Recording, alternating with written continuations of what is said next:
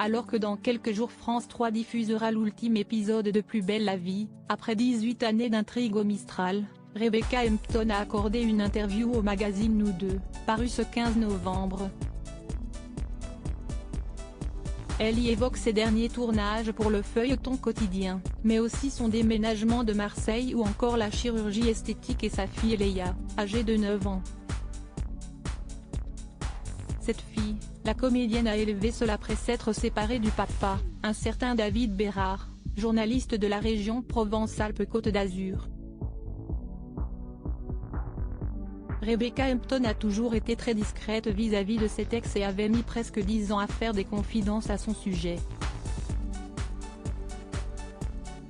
Rien de bien étonnant finalement lorsqu'on sait qu'elle a attendu 8 mois avant de dévoiler le prénom de sa fille, avec qui elle est très fusionnelle. Il faut que je profite au maximum de ce que ma fille vit. Il faut dire que Rebecca Hampton aura mis du temps avant d'avoir un enfant.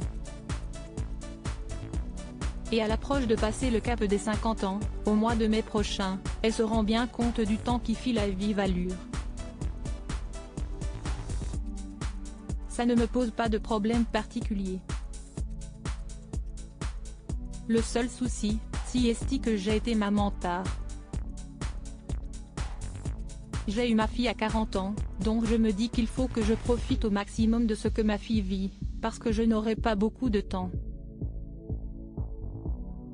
Si elle est aussi lente que moi, je ne verrai pas ses enfants. Ça m'embête un peu, a-t-elle reconnu pour nos confrères.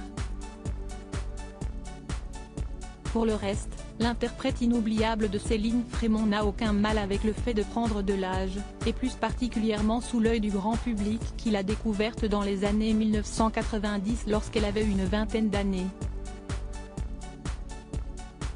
En tant que comédienne, je crois que, si on a un problème avec son image de femme vieillissante, c'est très compliqué, parce que de toute façon on se montre.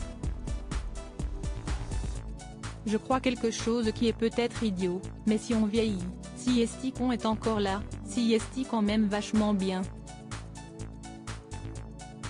Je trouve que vieillir apporte aussi une super liberté, plus de légèreté, a-t-elle confié, sereine.